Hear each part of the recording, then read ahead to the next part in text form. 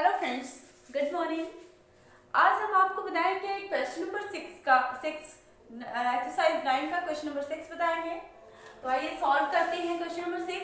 A 1.5 metre tall boy is standing at some distance from a 30 metre tall building।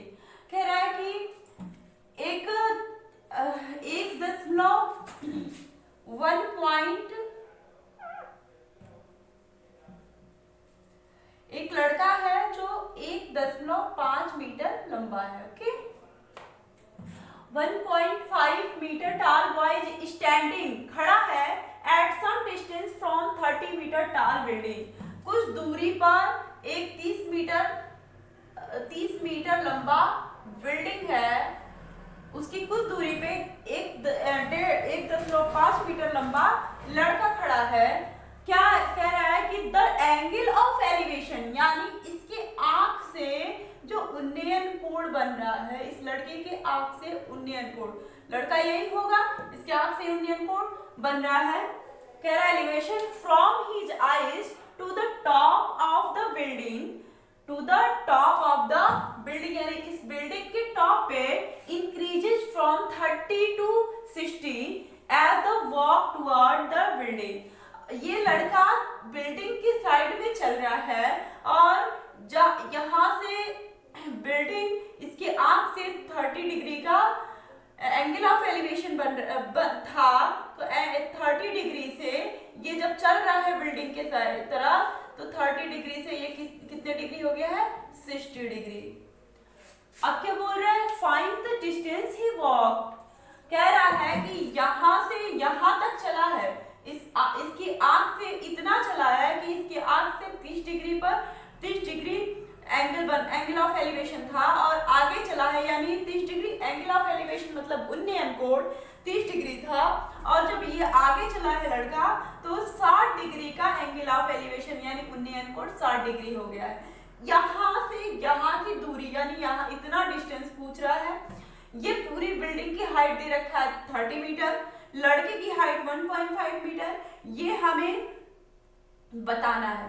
Okay, अब पहले हम इसको nominate कर देते हैं सारा। तो ये ए है, बी, सी, ये बड़ा वाला ट्रायंगल बन गया, एक और ट्रायंगल बन गया दूसरा, ए बी सी, और ये हो गया डी। चूंकि लड़के की आंख से देखा जा रहा है, यानी बिल्डिंग की हाइट 1.5 लड़के की हाइट के बराबर ये बिल्डिंग की हाइट घट जाएगी, और यहाँ से यहाँ तक की ये जो परपेंडिकुलर लिया जाएगा वो CB जो है 30 में से 1.5 को घटाएंगे, तो 30 में से 1.5 को जब घटाएंगे, यानी ये पूरा यहाँ से यहाँ तक से इस बिल्डिंग की पूरी हाइट कितनी है, 30 मीटर। लड़के की हाइट को घटा देंगे 30 मीटर से, तो कितना आ जाएगा, 28.5, यानी ये 30 माइनस 1.5, यानी 30 में से 1.5 को घटाएंगे 28.5 हो जाएगा। यानी यहाँ से यहाँ जो परपेंडिकुलर है हमारा, ये टोटल हाइट हमारी 30 थी, और यहाँ से यहाँ तक की हाइट हमारी निकल जाएगी, ये यहाँ से जिसको परपेंडिकुलर कह सकते हैं, ये हो जाएगा 28.5 डिग्री 28.5 मीटर। ओके, अब ये आप लोग को पता चल गया कि एक लड़का यहाँ खड़ा है, उसकी आंख से 30 डिग्री का उन्नयन कोण इसके बिल्डिंग के टॉप से बन रहा था, और उन्नयन कोण यानी एंगल ऑफ एलिवेशन, जब ये लड़का बिल्डिंग के और थोड़ा सा चला, कुछ दूरी पे चला, तो 60 डिग्री का एंगल बन गया। अब कितना दूर चला कि 60 डिग्री का एंगल बना, ये हमें निकालना है, यानी AD निकालना है। पूरा AB निकाल लेंगे, यानी ABC से बड़े वाले ट्रायंगल से हम AB, यानी ये लंब दे रखा है तो आधार निकाल लेंगे। बहुत ही सिंपल है, AB निकाल लेंगे। जब पूरी बिल्डिंग यानी बेस निकाल सकते हैं, तो क्या फिर ये निकाल लेंगे 1060 डिग्री, ये छोटे वाले ट्रायंगल से, यानी CDB से हम परपेंडिकुलर दे रखा है, यानी लंब दे रखा है, बेस निकालना आधार निकालना है, तो DB निकाल लेंगे। और पूरे AB में से, यानी यहाँ से यहाँ के डिस्टेंस में से DB, यानी यहाँ से यहाँ का डिस्टेंस घटा लेंगे, तो ये हमें प्राप्त, यानी AB माइनस DB कर सकते हैं। AB minus D B equal to A D. ये हो सकता है, क्लियर है? ये पूरे डिस्टेंस में से इस डिस्टेंस को घटा देंगे तो ये हमारा डिस्टेंस निकल जाएगा। तो आइए हम लोग सॉल्व करते हैं। सबसे पहले लिखते हैं सॉल्यूशन, बाद लिखते हैं let the boys, let suppose करते हैं let the boys, sorry well let the boy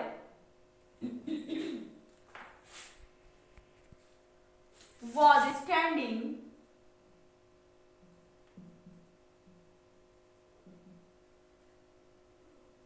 let the boy was standing कहाँ? A पॉइंट पे, यानी A इनिशियली, ओके, कहाँ पे लड़का खड़ा है? हम सपोज करते हैं कि A पे लड़का खड़ा है, यहाँ पे लड़का खड़ा है और यहां से कहां बढ़ रहा है? आगे डीप पॉइंट पे बढ़ रहा है। He walked toward the building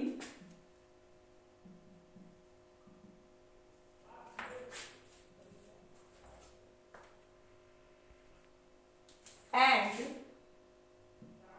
कहां पहुंच रहा है? Reached at point, ए से यहां से स्टार्ट कर रहा है चलना और पहुंच कर रहा है डी पे, यानी point D, okay. It can be observed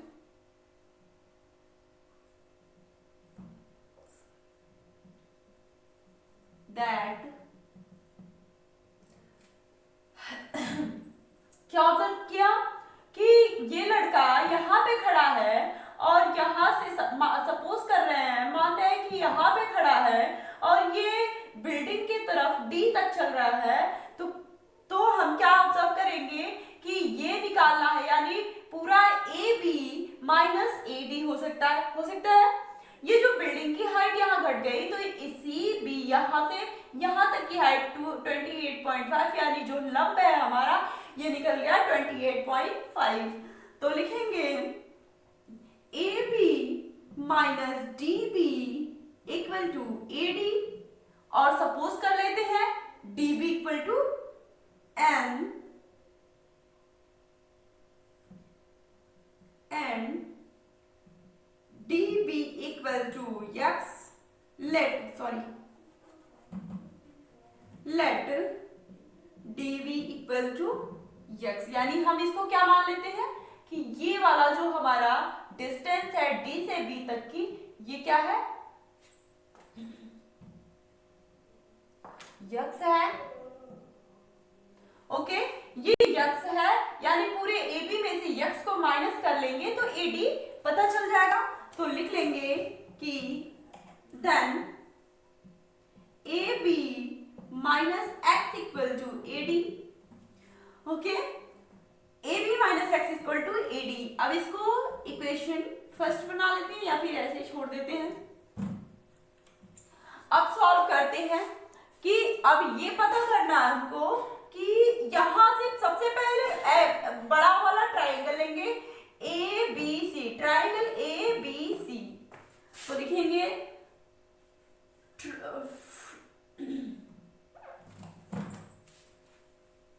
from triangle A B C, तो ए बी सी से देख लेते हैं, ये लंब दिया हुआ है, बेस निकालना है तो किस, और 30 डिग्री का एंगल है, कौन से फार्मूला से निकालेंगे? एल अपान के ए और पी बी पी, यानी पंडित बद्री प्रसाद हर बोले, यानी एच पी है। तो इसमें क्या है? साइन में लंब कण आता है, कॉस में आधार कण आता है और टेन में लंब आधार आता है, यानी लंब और आधार। यही तो हमको चाहिए। क्या चाहिए? टेन ही तो चाहिए। टेन ही हमको निकालना है क्योंकि टेन से ही लंब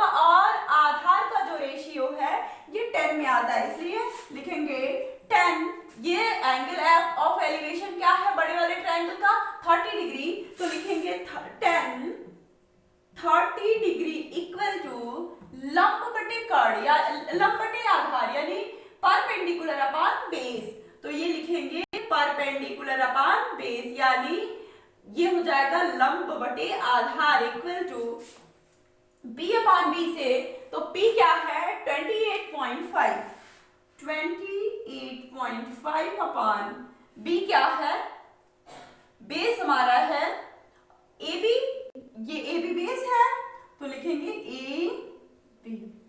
ओके क्लियर है, बेस क्या है AB है और परपेंडिकुलर 28.5 है और tan 30 डिग्री। अब हम tan 30 डिग्री का वैल्यू पुट कर देंगे, यही सॉल्व कर लेते हैं। tan 30 डिग्री का वैल्यू 1/√3। ओके ये हो जाएगा equal to 28.5 upon AB। AB को इस साइड और इसको इस साइड, तो क्रॉस मल्टीप्लिकेशन डालेंगे तो इसलिए AB इक्वल टू हो जाएगा 28.5√3। ओके ये AB का वैल्यू कितना निकल गया 28.5√3। ये √3 को इस साइड भेज दिए, ये B का वैल्यू यानी ये पूरा A से B तक का वैल्यू हम फाइंड कर लिए। अब हमें कौन सा ये डिस्टेंस पता चल गया, अब ये डिस्टेंस निकाल लें तो हमें ये डिस्टेंस पता चल जाएगा। तो इसको इरेज कर लेते हैं, इरेज हो गया तो सॉल्व करते हैं। अब लेते हैं ट्राइंगल ADB। तो फ्रॉम ट्राइंगल DBC ये वाला छोटा वाला ट्राइंगल है, इससे लेते हैं DBC से। तो ये क्या है DBC में भी वही सेम चीज फाइंड करना है, बेस फाइंड करना है, परपेंडिकुलर हमें पता है। tan 60 डिग्री का फार्मूला लगा देते हैं, रेशियो लगा देते हैं। tan 60 डिग्री इक्वल टू होता है 28.5 यानी परपेंडिकुलर अपॉन बेस, तो 28.5 अपॉन x हो जाएगा। tan 60 डिग्री का वैल्यू रख देंगे, tan 60 डिग्री का वैल्यू आप लोग को पता होगा, ये होता है √3 इक्वल टू 28.5 अपॉन x को दूसरे साइड भेजेंगे, √3 को नीचे भेज देंगे, तो x इक्वल टू हो जाएगा 28.5 अपॉन √3। ओके अब ये क्या हो जाएगा, ये हमें x का वैल्यू निकल गया यानी DB का वैल्यू पता चल गया और AB का भी वैल्यू पता चल गया। अब निकालना हमको AD यानी AD क्या है, AD है AB माइनस x।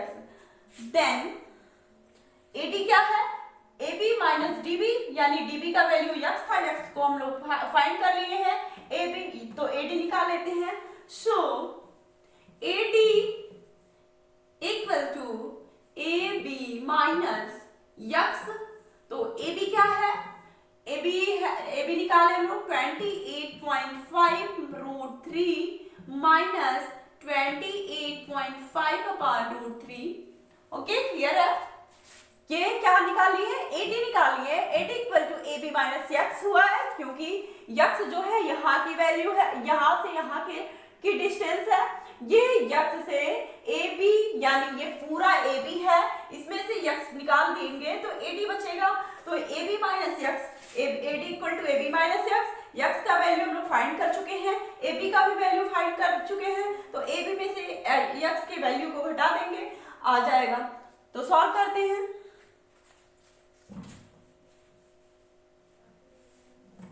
ये आ जाएगा 28.5√3 का इसमें मल्टीप्लाई होता है, जब इसमें एलसीएम लेते हैं हम अपान, जैसे इसको करते हैं हम अपान 1, तो √3 और 1 का एलसीएम लेते हैं तो यहाँ √3 आएगा, तो √3 का ऊपर भी मल्टीप्लाई होगा, जब क्योंकि नीचे मल्टीप्लाई होगा तो ऊपर भी मल्टीप्लाई होगा, तो √3 का जब ऊपर मल्टीप्लाई होगा तो ये पूरा √3 मिलके 3 हो जाएगा, तो ये हो जाएगा 28.5 इंटू √3 का मल्टीप्लाई √3 में, तो ये 3 हो जाएगा, माइनस 28.5 ऊपर था तो ये जाएगा 28.5 अपॉन डिवाइडेड बाय ये √3 है तो √3 लग जाएगा।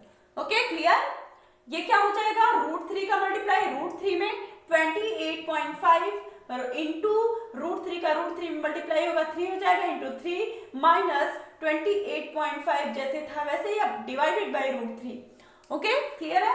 अब क्या करेंगे, इसमें भी 28.5 है, इसमें भी 28.5 है, दोनों में से 28.5 को कॉमन ले लेंगे और इसमें बचेगा, इस वाले में बचेगा, इस टर्म में बचेगा 3 और इस टर्म में बचेगा -1।